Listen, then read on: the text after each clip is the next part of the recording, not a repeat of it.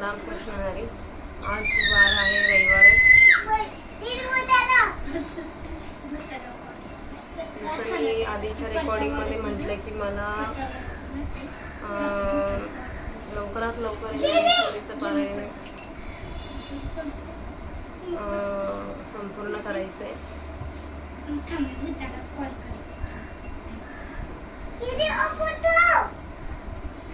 म्हणून मी आता जेवढं शक्य होईल तेवढं पटापट ज्ञानेश्वरीची रेकॉर्डिंग टाकून जाणार आहे. माऊलींना त्यासाठी मी क्षमा मागते, कारण की मी आता ज्या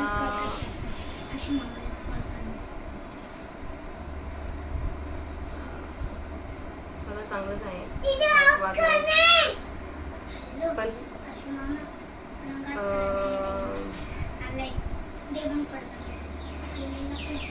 म्हणजे मला आता जे पुढं मी काही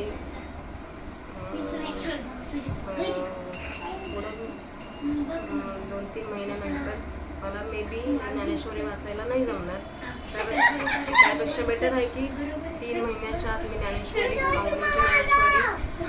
पूर्ण वाचून येईल. ठीक आहे. आजच्या परत रेकॉर्डिंग चालू करूया. रामकृष्ण हरी. वक्रतुंड महाकाय सूर्यकोटी समप्रभ निर्विघ्नं कुरु मे देव सर्व कार्येषु सर्वदा. अलंकापुरी पुण्यभूमी पवित्र तिथे नांदतो ज्ञान राजा सुभाद्र दया आठवीता महापुण्य राशी. नमस्कार. माझं सद्गुरू ज्ञानेश्वराशी आपली ओवी 7 श्लोक 7 चालू होता. तेषां समृद्धालता मृत्यू संसार सागरा भवामी न चिरात पांत मय्या वेशित चेतसा. आद्य आणि देवाचं असेल तू भूत काय करते मग तसं बसू नको ना, नीट बस. तेषां समृद्धालता मृत्यू संसार सागरा भवामी न चिराचा पार्थ मय्या वेशित चेतसा. किंबहुना धनुर्धरा जो मातेची आई उदरा तो मातेचा सोयरा केतुला पा ते योगी मे तया जैसे असती तैस्या कळी काळ नोकनिया घेतला फला. एरवी तरी माझी अभक्ता आणि संसाराची चिंता काही समर्थांचे कांता सोरांना मागे तैसे ते माझे चलत रहे जाणे दे काही सैन्य लाचे मी जन्ममृत्यूच्या लासे धळंबती या सृष्टी ते देखून या पोटी ऐसे झाले. बहुसुंदीचे निमासे कवनीसी धापून तुझे येत जरी कामाचे होई दहन. म्हणून गा पांडवा मृतींचा मेळावा करून त्यांची आगावा धावतो आलो. नामाची असं नावा या अवधारी संसारी चालू झालं तरी जे देखील ते लावले घातले तरी यावरील प्रेमाची पोटी बांधली एका मग आणले तटी सायुज्याच्या हरिभक्ताचे निनावे चतुष्पदादी आघवे वैकुंठीचे राणीवे योग केले. म्हणून गा भक्ता नाही एकही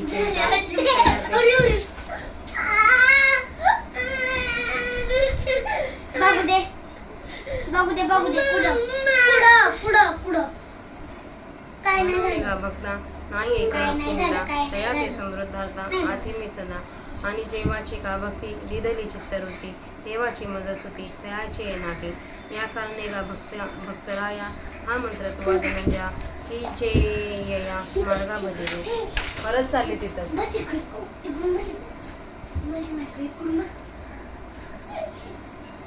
मय्येव मन आधस्व मयि बुद्धी निवेशया निव्यशिष्यति मय्येव अत उद्वन संशया. अगा मानसे एक माझा स्वरूपी सवृत्तिक करू निघाली निष्ठंका बुद्धी निश्चयसी. ये दोन्ही सरीसी मज माझे प्रेमसी रिगाली तरी पावसी माझे तू गा. जे मन बुद्धी ही घर केले माझ्या ठाई तरी सांगे मग काही मी तू ऐसे उरे. म्हणून दिवा पालवे सवेशी तेज मालवे का रविबिंबा सवे प्रकाशू जाये. उचलले या प्राणाचे इंद्रिये निगती जैसे तैसा मनबुद्धी पाशी अहंकार म्हणून माझ्या स्वरूपे मनबुद्धी निक्षेपी येत सर्व व्यापी निश्चय होसी. या बोला काही अनारिसे नाही आपली आनम पाही वाहतो असेला.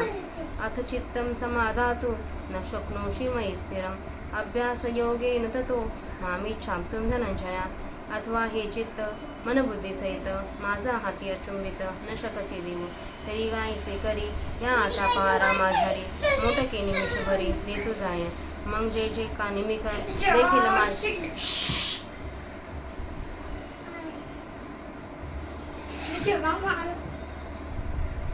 देखील माझे सुख ते तुला रोचक विषय होईल जैसा शरदकाल उलगे आणि सरिता ओटू लागे तैसे चित्त काढेल वेगे प्रपंचाने मग पुनमे येऊन जैसे शशीबिंब दिसे दिसे हारपत आंबेसे नाहीची होईल तैसे भोगी आता निगता चित्तमज माझी रिगता हळूहळू पांडुसुता मेची होईल अगा अभ्यास योग म्हणजे तू हा एको जाणीजे येणे काही ना निपजे ऐसे नाही पै अभ्यासेचे निबळे एकागती अंतराळे व्याघ्र सर्प पांजळे केले एकी विशिका हारी पडे समुद्री पाय वाट जोडे एकी वाघ ब्रह्म थोकडे अभ्यास केले म्हणून अभ्यासाचे काही सर्वता दुष्कर नाही या लागी माझ्या ठाई अभ्यास मिळे अभ्यासेऽप्यसमर्थोऽसि मत्कर्म परमो भव मदतर्फमपि कर्माणि कुर्वन् सिद्धिमवाप्स्यसि का अभ्यासा लागी कसू नाही तुझ्या अंगी तरी आसी जयाभंगी तैसेची असा इंद्रिये न कोंडी भोगाटे न तोंडी अभिमानू न संडी स्वाजिताचा कुळधर्म चाळी विधी निषेध पाळी मग सोबत सुखे तेज सरळी दिदली आहे परिमाने वाचा देहे जैसा जो व्यापारू होई तो मी करीतो आहे ऐसे न म्हणे करणे का न करणे ते हे आघवेची तोची जाणे विश्वतळ तसे जेणे परमात्मेने उन्हाळ्या पुरेसा काही पुरुणे दी आपुल्या ठाई स्वजातीची करून घेई आवी जीवितही माळी जेवते नेले तेवते निवांतचे गेले तया पाणी ऐसे केले भोवा वेगा एरवी तरी सोभटा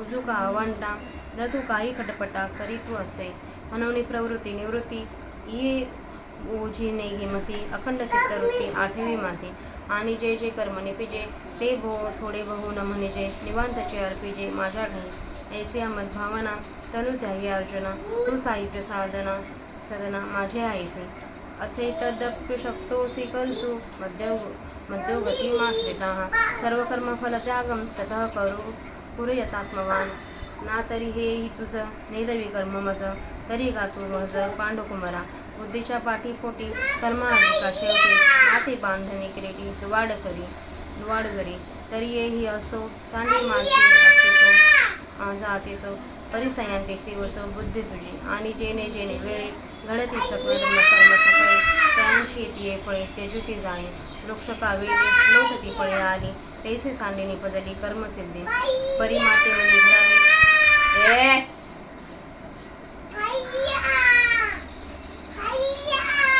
आशू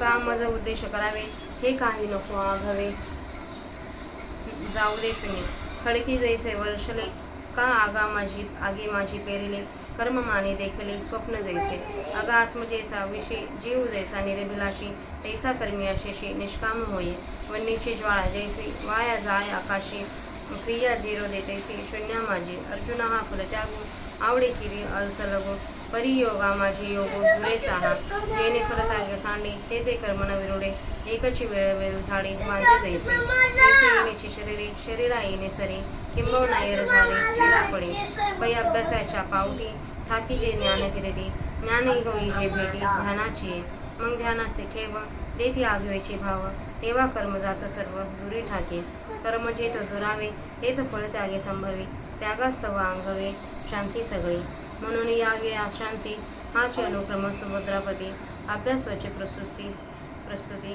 करीनी येथा आपल्या 140 ओव्यांचं वाचन झालंय. आता आपल्याचं मराठी अर्थ बघूया.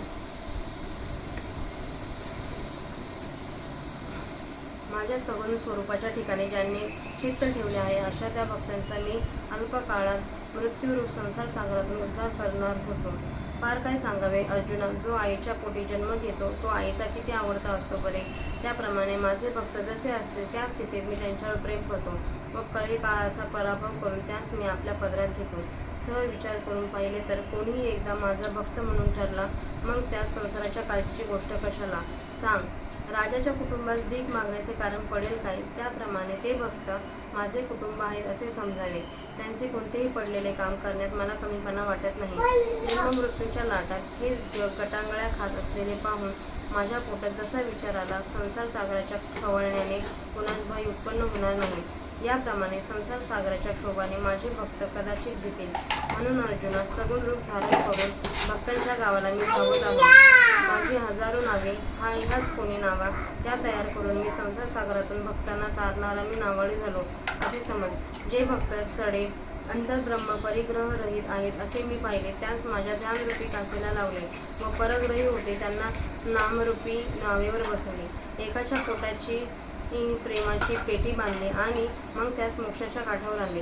परंतु जे माझे भक्त असे माझ्या दृष्टीने ठरलेले आहेत, मग ते गजेंद्रासारखे 4 पायाची जनावरे वगैरे का असेना, पण त्या सर्वात वैकुंठेच्या राज्यात योग्य केले.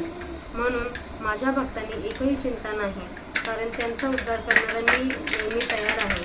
आणि जेव्हा भक्तांनी आपल्या चित्तवृत्ती मला दिली, त्यावेळी त्यांनी मला आपल्या छंदात घातले. याकरता हे भक्तश्रेष्ठ अर्जुना, भक्ती मार्गाचे आचरण करावे, हा विचार पक्का लक्षात ठेवा. माझ्याच ठिकाणी मनवृत्तीवंत करून घाल. माझ्या ठिकाणी बुद्धी स्थिर कर, म्हणजे त्यानंतर तू माझ्या ठिकाणी निवास करशील, मधुर होशील, यात संशय नाही. अरे अर्जुना, बुद्धीच्या निश्चयास तू आपले मन फक्त माझ्या स्वरूपी अखंड वतनदार करून ठेव. बा अर्जुना, दोघांनी बुद्धी व मन यांनी जर माझ्यामध्ये प्रेमाने बरोबर प्रवेश केला तर तू मला पावशील.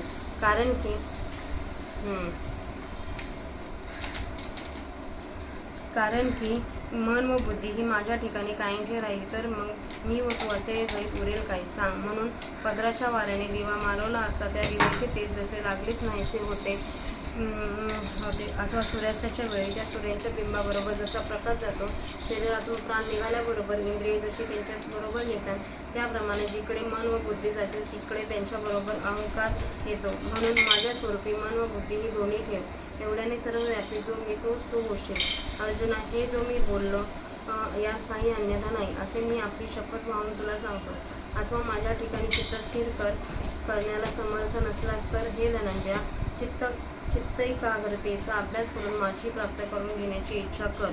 अथवा जर मन बुद्धीसहित हे चित्त माझ्या हाती सकल वासना रहित असे संपूर्ण तू देऊ शकणार नाहीस तर अर्जुना, असे कर की या 8 प्रहरांमध्ये नेमके निमिषभर चित्त मला देत जा. मग जितके निमिष तुझे चित्त माझे सुख पाहिल, तितके तुझे चित्त विषयाच्या ठिकाणी अरुची घेईल. ज्याप्रमाणे शरद ऋतूचा प्रवेश झाला असताना नद्यांचे पाणी कमी होऊ लागते, त्याप्रमाणे तुझ्या चित्ताचा माझ्या स्वरूपात जसजसा प्रवेश होईल तसे तुझे चित्त प्रपंचातून वेगाने निघेल. मग ज्याप्रमाणे पौर्णिमेपासून दिवसेंदिवस चंद्राचे बिंब कमी होत अमावस्येला अगदी नाहीसे होते, त्याप्रमाणे झोपातून तुझे चित्त निघून माझ्यामध्ये प्रवेश करता अर्जुना, ते तुझे चित्त हळूहळू मद्रूप होईल. अरे अभ्यास योग जो म्हणतात तो हाच एक आहे असे समज. याच्या योगाने कोणतीही गोष्ट प्राप्त होणार नाही असे नाही.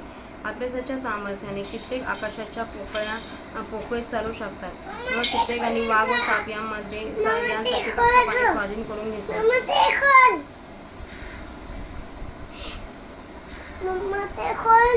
हा दीदीला सांग.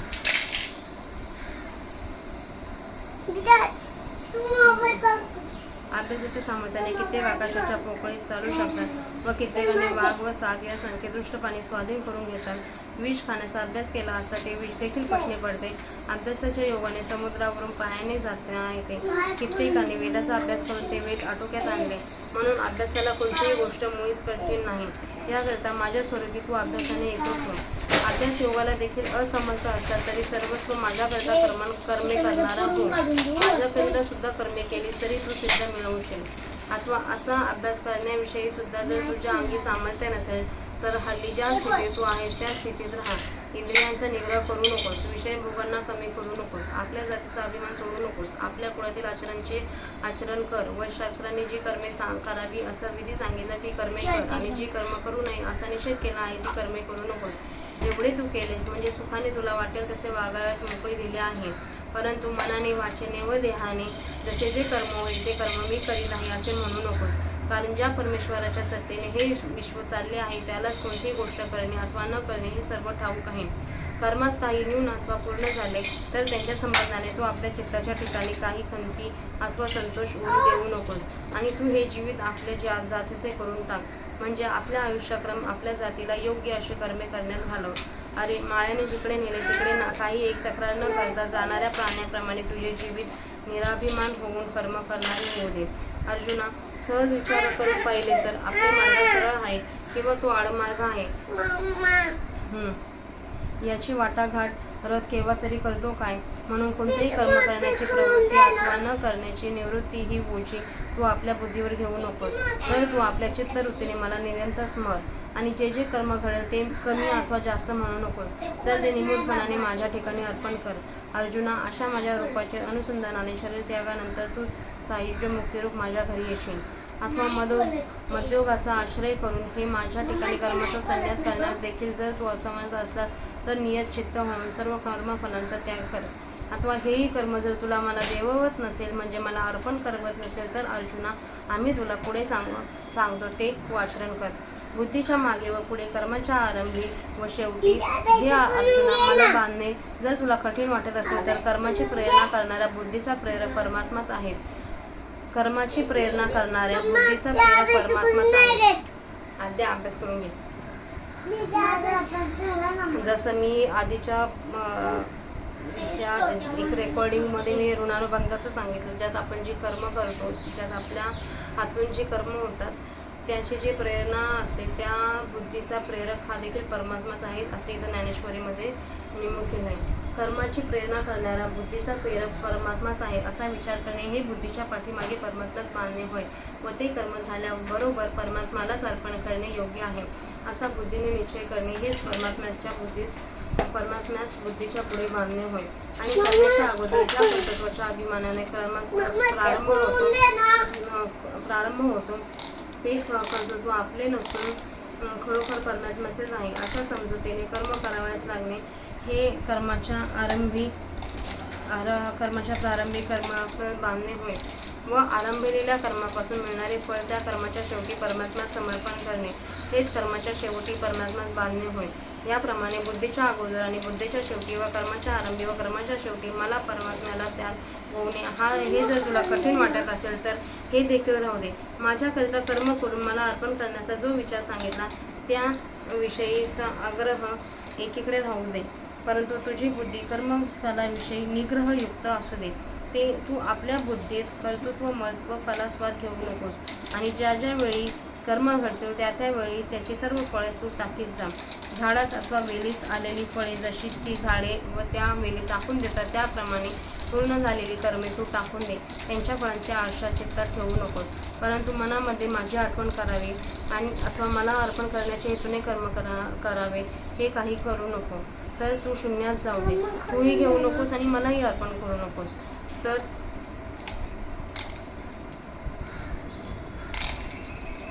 ते कर्मच रिकामे राहू दे. खडकावर पडलेला पाऊस अथवा अग्नीत पेरलेले बी अथवा पाहिलेले स्वप्न हे जसे व्यर्थ असते त्याप्रमाणे सर्व कर्म व्यर्थमान. अरे अर्जुना, आपल्या मुलाविषयी जसा आपला जीव निष्काम असतो त्याप्रमाणे सर्व कर्मांच्या फलाविषयी तू निष्काम हो. अग्नीच्या ज्वाळा जशा आकाशात व्यर्थ जाते तशी म्हणजे तिचा काही परिणाम होत नाही त्याप्रमाणे तुझ्याकडून होणारी कर्म शून्यामध्ये झिरू दे. म्हणजे जणू काही ती कर्मच केली नाहीत अशी तुझी चित्तवृत्ती असू दे. अर्जुना, हा फलत्याग सोपा वाटतो खरा, पण सर्व योगामध्ये हाच योग श्रेष्ठ आहे. जसे वाळूचे झाड एक वेळ व्याले म्हणजे पुन्हा वीत नाही त्याप्रमाणे फल त्यागाने जे जे कर्म टाकले जाते त्या कर्मात पुन्हा अंकुर फुटत नाही. ते कर्म सुख दुःखाचा भोग देण्याकरता पुढे जन्माला कारणीभूत होत नाही.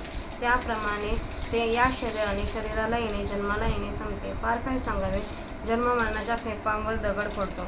मग अर्जुना, अभ्यासाच्या वरील 90 श्लोकात सांगितल्याप्रमाणे पायरी ज्ञान परमेश्वराचे परीक्षा ज्ञान प्राप्त करून घ्यावे व त्या ज्ञानाच्या योगाने ध्यानाच्या भेटीस यावे. त्या ज्ञानाने माझ्या स्वरूपाचे ध्यान करावे. मग सर्व भाव, कायिक वाचिक मानसिक भाव ध्यानाला आलिंगन देतात म्हणजे ध्यानात गढून जातात. त्यावेळेला कर्म मात्र जेवढे आहे ते दूर राहते म्हणजे होत नाही.